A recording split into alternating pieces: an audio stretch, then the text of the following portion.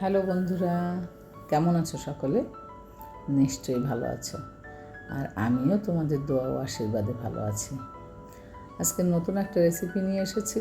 নতুন রেসিপি মানে যে আলাদা কোনো এরকম কিছু না, তবে কাতলা মাছ তো স্বাভাবিকভাবে বেশিরভাগ জিরে আদা বাটা দিয়ে রান্না করা হয়, কখনো পেঁয়াজ রসুন দেওয়া হয়, কিন্তু আমি আজকে একটু অন্যভাবে রান্না করেছি। যে একভাবে এক মাছ সবসময় তো ভালো লাগে না, একটু মুখ পাল্টে খেতে ভালোই লাগে, তা ভাবলাম করেই দেখি। তবে আজকে আমি সরিষা বাটা দিয়ে করেছি। সরিষা বাটা মানে শুধু সরিষা না, ওতে সরিষাও দিয়েছি, একটু জিরাও দিয়েছি, 2-3 কোয়া রসুন দিয়েছি, আর কাঁচা ঝাল, ছোট্ট একটা পেঁয়াজ, এটা বাটনা করেছি। করে তারপরে প্রথমে মাছগুলো ভালো করে ভেজে নিয়েছি কড়া করে। ফ্রিজের মাছ একটু কড়া করে না ভাজলে ভালো লাগে না, একটু গন্ধ লাগে, কেমন একটা লাগে। যাই হোক, মাছগুলো সব আস্তে আস্তে ভেজে তুলে নিয়েছি। আসলে দেখো, রান্নাটা কি, যে এক জিনিস, যে কোনো একটা আইটেম যদি তুমি একইভাবে রান্না করে খাও, সব সময় সেটা কিন্তু মুখে ভালো লাগে না। কিন্তু যদি একটু পাল্টে পাল্টে খাওয়া যায় না, ভালোও লাগে। আর ওই মাছের স্বাদটাও মনে হয় যেন অন্য রকম লাগে। তাই এই কারণে আমি সবসময় যে বাঁধা ধরা এক পদে আমি রান্না করতে পছন্দ করি না, এই জন্যই মাঝে মাঝে একটু পাল্টে দিই।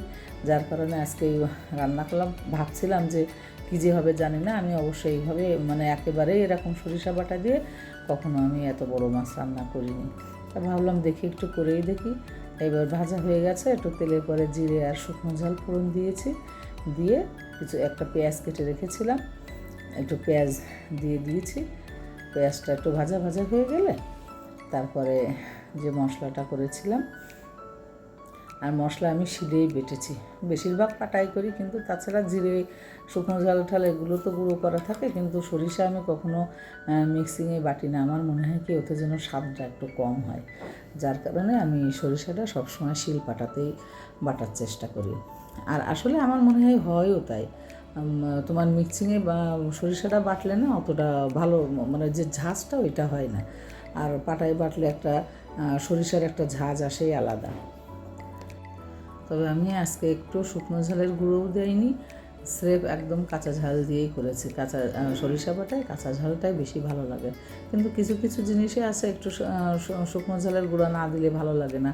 কিন্তু শুধু যদি সরিষা বাটা দিয়ে রান্না হয়, ওরও কিন্তু একটা সুন্দর একটা কালার আসে, সবুজাবো একটা কালার আসে। এই দেখো, সব কিছু আমি একসাথে বেটেই রেখেছিলাম, খুব মিহি করেই বেটেছি, যার কারণে আজকে আর জল দিইনি, আজকে সব শুদ্ধ দিয়ে দিয়েছি। যেহেতু পেঁয়াজ রসুনটা ওর সাথে বেটেছি, তো যার কারণে আমি আর জল দিইনি। সামান্য একটু নাড়াচাড়া করে ভাজা মাছগুলো দিয়ে দিয়েছি। ভাজা মাছগুলো পাতিয়ে দিয়ে একটু জল দিয়েছি, অল্প জল দিয়েছিলাম, যাতে ওটা গা মাখা হবে। তো দেখো, এখনই কালারটা কত সুন্দর লাগছে।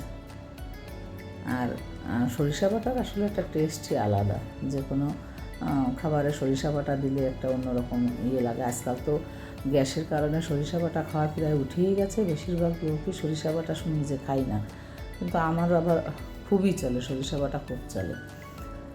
এরকম তোমার ধরো ইলিশ মাছ বলো, পার্শে মাছ বলো, এসবগুলো তো সরিষা বাটা না দিলে ভালোই লাগে না।